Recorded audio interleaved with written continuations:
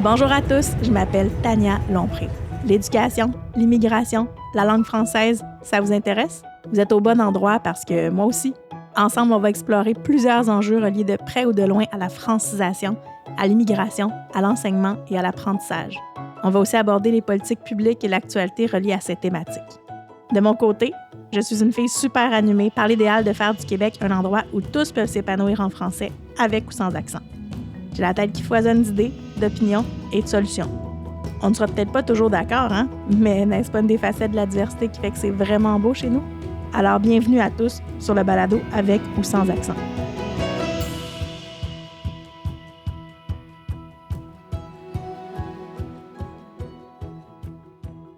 Allô tout le monde, j'espère que vous allez bien. Donc, bienvenue à ce nouvel épisode d'Avec ou sans accent. Nouvel épisode et aussi premier épisode avec un nouveau format.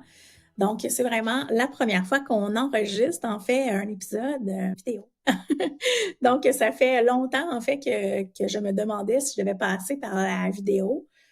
Ben, parce que je préfère parler toute seule dans mon bureau habituellement et pas me voir. Mais j'entends de plus en plus de gens qui veulent écouter des balados sur YouTube. Donc, j'ai décidé que j'allais me lancer pour ceux qui préfèrent visionner des épisodes plutôt qu'écouter seulement. Et comme dans cette nouvelle saison-ci, hein, on est au deuxième épisode de la saison 3 d'Avec ou sans accent, on va recevoir de plus en plus d'invités. Donc, des gens qui vont venir nous parler de plusieurs sujets. Et bien, pour leur donner plus de visibilité, j'ai aussi décidé de passer en format vidéo. Donc, parce que visiblement, les gens en écoutent plus sur YouTube. Donc, ben, j'ai aussi lancé ma chaîne YouTube que je vous invite à découvrir. Donc, vous pouvez aller visionner cet épisode-ci, mais aussi écouter les précédents sur la chaîne YouTube d'Avec ou sans accent. Donc, n'hésitez pas à vous abonner, en fait, à la chaîne pour ne pas manquer les prochains épisodes qui seront enregistrés. Évidemment, si vous préférez continuer à écouter les balados de façon audio en prenant une marche comme moi ou dans votre auto, ben c'est encore possible de le faire, mais vous allez pouvoir aussi visionner si ça vous intéresse. Donc, bienvenue. Et je dois aussi vous dire que je suis pas mal nerveuse, en fait, de m'enregistrer dans mon bureau. Bienvenue chez moi, à la maison. On enregistre dans mon propre bureau et peut-être qu'un jour, on passera en studio aussi, mais pour l'instant, je voulais commencer en fait chez moi, dans une zone où je me sens bien. Et c'est drôle parce que c'est aussi une prémisse pour la thématique d'aujourd'hui, parce que je sors vraiment de ma zone de confort et je suis très intimidée. Donc, je suis en train de me demander, est-ce que je vais être assez claire? Est-ce que mes cheveux sont tout croches? Sûrement, avec un casque, c'est pas super génial. Est-ce que je bouge trop mes mains? Bien sûr, c'est pour ça que je vais les laisser sur la table parce que c'est vraiment mon tic. Moi, quand je suis stressée, je bouge mes mains. Donc, voilà, vous savez tout maintenant. Je souffre un petit peu d'insécurité langagière présentement, mais je ne parlerai pas d'insécurité langagière dans l'épisode, mais on va se parler d'anxiété linguistique. Donc, c'est deux réalités qui sont liées, mais qui sont distinctes. Donc, l'insécurité langagière, c'est vraiment le doute constant qu'on a, le sentiment de ne pas être assez bon, de se comparer avec les autres, d'avoir peur du jugement. Elle va toucher en fait l'insécurité aussi à l'estime de soi. Mais il existe quelque chose de plus profond que ça, c'est vraiment l'anxiété langagière. C'est pas vraiment seulement dans la tête, hein, c'est vraiment des syndromes physiques qui vont s'installer dans le corps. C'est vraiment le cœur qui va s'accélérer, la gorge qui serre, les mains qui deviennent moites hein, ou trop actives. Et parfois, ben, les mots vont refuser tout simplement de sortir. On peut être super bon en grammaire, connaître toutes les règles de grammaire, avoir appris beaucoup de vocabulaire, avoir une étendue lexicale extraordinaire et malgré tout, rester muet. Alors, vous avez sûrement déjà vu ça si vous avez appris de langue seconde, si vous êtes enseignant de langue seconde, bien, vous avez sûrement croisé dans votre carrière ou même dans votre vie d'apprenant un certain mutisme. Donc, qu'est-ce que c'est le mutisme? C'est quand on reste silencieux, qu'on ne parle pas. Et il y a beaucoup de gens, en fait, qui vont rester muets jusqu'à temps qu'ils soient certains de faire une phrase qui est parfaite ou presque. Ils vont pas oser parler là, jusqu'à temps qu'ils soient sûrs de ne pas faire d'erreur, puis résultat, ben, ils vont rester silencieux assez longtemps. C'est un phénomène qu'on retrouve là, autant chez les enfants que chez les adultes, et dans certaines cultures, peut-être des fois être même plus présent, parce qu'on va être dans la performance et qu'on va pas vouloir démontrer qu'on fait des erreurs. Puis l'anxiété langagière, c'est vraiment un phénomène qui est en fait étudié aussi scientifiquement. Moi, je ne suis pas une experte de l'anxiété langagière, mais j'ai cité dans ma thèse là, des experts en langue seconde ou des experts dans ces sujets-là. Donc, Gardner, Herman, plein d'autres, si vous voulez si vous êtes intéressé, qui parle d'anxiété de performance, hein, qui va se manifester autant en classe que dans la vie quotidienne. Vous avez l'anxiété de performance dans toutes les autres matières aussi, ou au travail, tout ça. Mais vraiment, on va pouvoir la rencontrer aussi lorsqu'on apprend une langue ou lorsqu'on utilise une langue qui n'est pas notre langue première dans la vie quotidienne. Donc, commander un café dans une langue qui n'est pas la sienne, ça va être stressant. Participer à une réunion de travail aussi, hein, évidemment, quand c'est pas notre langue, on va peut-être être porté à moins participer. Demander son chemin à quelqu'un lorsqu'on est perdu. Hein, donc, juste parler avec quelqu'un dans un magasin ou dans un service à la clientèle où on va ressentir, en fait, cette anxiété-là. Il y a Norton, qui est une autre chercheure, qui ajoute que cette anxiété-là, elle peut être si forte chez certaines personnes qu'il y en a qui vont vraiment cesser tout simplement d'utiliser une deuxième ou une troisième langue ou une langue qu'ils sont en train d'apprendre. Donc, c'est vraiment un phénomène qui existe et qu'on doit connaître comme enseignant ou comme apprenant aussi pour comprendre ce qui nous arrive lorsqu'on ne parle pas. Plus un apprenant va subir d'anxiété, moins il est susceptible de progresser dans sa langue seconde ou dans sa langue tierce.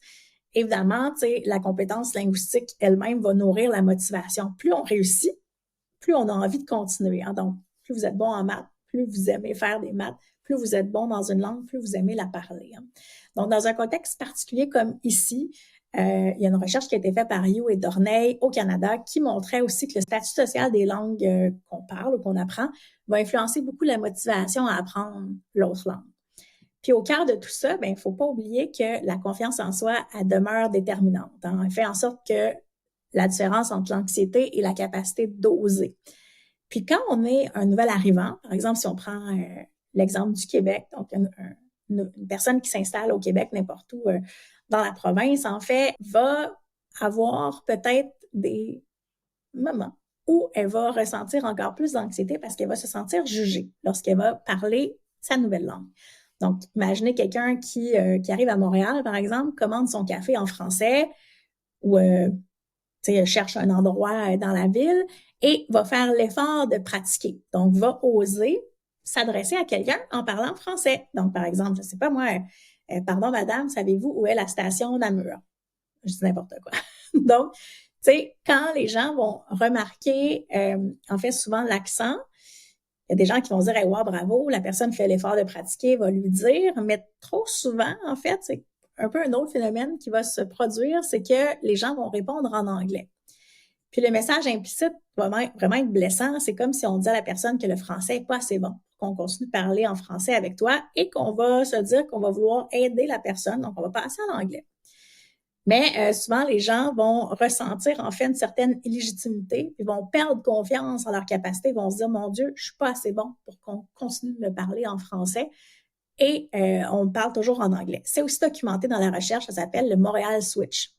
C'est une tendance à penser à l'anglais dès qu'on entend un accent. Donc, moi, je ne le fais pas, évidemment, parce que je travaille avec des nouveaux arrivants depuis presque 20 ans maintenant, mais il y a beaucoup de gens qui ne constatent pas, en fait, que que ça peut envoyer un message négatif de changer en anglais et qui vont se dire, moi, j'aide les gens, je remarque qu'il y a un accent français, donc je vais répondre en anglais pour que la personne se sente mieux. Mais en fait, la personne ne parle peut-être même pas anglais non plus. Hein, donc, on a beaucoup de nouveaux arrivants qui ne maîtrisent pas l'anglais lorsqu'ils arrivent au Québec et que la seule langue, en fait, qu'ils sont en train d'apprendre, c'est le français. Donc, ça leur envoie un peu un message de « Ah, tu sais, t'es pas assez bon pour parler notre langue. Tu aurais peut-être aller apprendre l'anglais plus tôt. » Hein? Puis, en fait, c'est pas volontaire. C'est sûr que nous, on fait ça pour, en tout cas, nous exclut la personne qui parle, là, mais les gens font ça souvent pour aider en se disant, j'aide la personne parce qu'évidemment, tu sais, c'est plus complexe en français, donc je vais être sûre qu'elle me comprend, donc je vais passer en anglais. Mais c'est pas nécessairement correct et c'est aussi déstabilisant. C'est drôle parce qu'on demande aux gens d'apprendre et de pratiquer le français, mais c'est comme si on leur retirait l'occasion de le faire. Donc, si vous répondez à une question, que vous interagissez avec quelqu'un dans la rue à Montréal ou dans une autre ville au Québec et que vous vous rendez compte que la personne a un accent, vous pouvez faire autre chose plutôt que changer de langue. Hein. Vous pouvez, par exemple, choisir des mots plus simples ou parler moins vite ou répéter ou demander si on a bien compris à la fin, mais plutôt que de passer toujours en anglais et de faire en sorte que peut-être que ça va bonifier l'anxiété langagière de ces gens-là. Donc, évidemment, j'ai aussi envie de vous donner des trucs pratiques pour apprivoiser l'anxiété langagière. Donc, si vous êtes un apprenant ou si vous êtes un enseignant, on va regarder certaines thématiques ou certains petits trucs qui pourraient vous aider. Donc, les gens qui apprennent le français, essayez de vous donner des petits défis, pas des gros défis, là, pas de parler de philosophie quantique en français avec votre voisin, mais de vous dire, OK, tous les jours, je vais poser une question en français à quelqu'un. Aujourd'hui, je vais, par exemple, dans un bar, je vais commander en français. Ou encore une fois, je vais aborder quelqu'un dans la rue juste en lui disant quelque chose, n'importe quoi, mais de lui parler en français. Un petit défi. Ça peut être aussi un petit défi de vous dire que vous allez écouter plus de français. Donc, d'écouter 5 minutes, 10 minutes de français par jour de plus que ce que vous faites déjà à l'extérieur de la classe, par exemple, et de vous dire, j'ai fait 10 minutes, j'ai écouté 10 minutes, j'ai appris X nouveaux mots, j'ai utilisé une application. Donc, par exemple, la plateforme Moril dont je vous ai parlé la semaine dernière. Donc, ce sont tous des petits défis qu'on peut se donner. Donc, il existe même des sites, il y a des passeports qui ont été faits par certaines universités. Je vous mettrai un lien dans les références là, pour vous donner accès à un passeport français qui a été fait avec des défis. Donc, vraiment, c'est des occasions. Respirez aussi avant de parler. C'est niaiseux, hein, mais essayez de respirer par le ventre. Donc, avant de parler, pour vous calmer le corps, calmer le stress. Donc, prendre une grande respiration avant d'aborder les gens. Il faut surtout accepter que l'erreur est normale, hein, pas honteuse. Puis pour ça, il faut trouver peut-être aussi un allié bienveillant avec qui pratiquer. Ça, c'est un truc que je donne toujours, pratiquer le français. Aller, par exemple, dans des organismes qui offrent des jumelages, aller faire du bénévolat en français, n'importe où, hein, que ce soit dans une résidence pour personnes âgées, par exemple, ou encore dans un organisme communautaire. Donc, de pratiquer avec des gens. Il y a même sur les réseaux sociaux, depuis quelques semaines, je vois ça passer, là, évidemment, vous savez, comme moi, que les algorithmes sur Facebook nous donnent des publicités qui nous intéressent. Donc, moi, je vois vraiment passer beaucoup de choses qui parlent de langue ou de langue seconde sur mon fil Facebook, Instagram ou encore même sur mon LinkedIn. Et je vois qu'on vante en fait là, des genres de tuteurs virtuels AI, donc intelligence artificielle sans jugement. Donc, télécharger une application avec qui vous pouvez jaser avec un robot, là, bon, ça peut rassurer. Moi, je vous avoue que je suis un peu, je ne vais pas dire que je suis réticente aux nouvelles technologies, mais je trouve ça un peu bizarre là, de télécharger un ami virtuel pour pratiquer mon espagnol, quoi que ce soit dans le genre. Mais tu sais, si ça peut vous aider, ça peut aider vos apprenants, mais c'est une bonne idée quand même d'aller voir de ce côté-là. Comment un tuteur virtuel pourrait vous aider. Évidemment, c'est un robot, donc ils n'ont pas de jugement. Ça peut peut-être vous rassurer aussi, mais j'aimerais quand même vous dire qu'apprendre une langue, c'est avant tout de rencontrer des vraies personnes et de s'ouvrir vraiment à une nouvelle culture. Donc, faites attention, puis peut-être essayer de vous trouver quelqu'un de non virtuel pour pratiquer la langue, même si vous êtes stressé de parler avec une vraie personne. Trouvez-vous quelqu'un de bienveillant qui va vouloir vous aider et qui va trouver ça important, en fait, de pratiquer avec vous. Il y a aussi maintenant des plateformes de réalité virtuelle, hein, de plus en plus. On va se parler de réalité virtuelle dans un des épisodes de cette saison-ci. Donc, on va recevoir là, une petite entreprise qui crée des réalités virtuelles pour parler français, pour apprendre le français. Donc, on va aller explorer de ce côté-là aussi. Mais je veux quand même vous dire que de mon côté, je suis encore un petit peu sceptique et je crois qu'apprendre à parler une langue, c'est vraiment de s'ouvrir la porte vers une nouvelle culture et vers des nouvelles personnes avec qui on peut créer des relations et que c'est important justement de favoriser le réel à ce sujet-là. Mais passons. J'ai envie aussi de vous dire que pour les enseignants ou même pour les apprenants aussi, de vous créer un climat où l'erreur est normalisée et où on se sent bien. Donc, de faire en sorte qu'une classe, par exemple, qu'un environnement d'apprentissage devient un peu une bulle, en fait, où on est confiant, où on se sent bien, où on ne se sent pas jugé, puis où on se sent confortable pour parler davantage. Donc, dans une classe, par exemple, de faire en sorte qu'on valorise l'effort plutôt que la perfection, puis de proposer des petites activités orales sans pression à ses apprenants. Par exemple, de jouer, d'avoir des activités ludiques. On va avoir un épisode aussi bientôt sur le jeu en classe de langue, fait que je vous invite à rester à l'affût pour ça, mais de voir comment on peut vraiment là, proposer des jeux, puis d'avoir des moments où on ne corrige pas nécessairement toujours pour avoir vraiment des moments oraux sans pression. Et une autre chose qu'on ne fait pas assez souvent, je crois, c'est de partager ses propres expériences d'apprenants pour montrer que la vulnérabilité est universelle et qu'elle nous touche, nous aussi. Donc, moi, je dis souvent à mes étudiants que je suis allée en Turquie à la fin de mon bac pendant plusieurs semaines.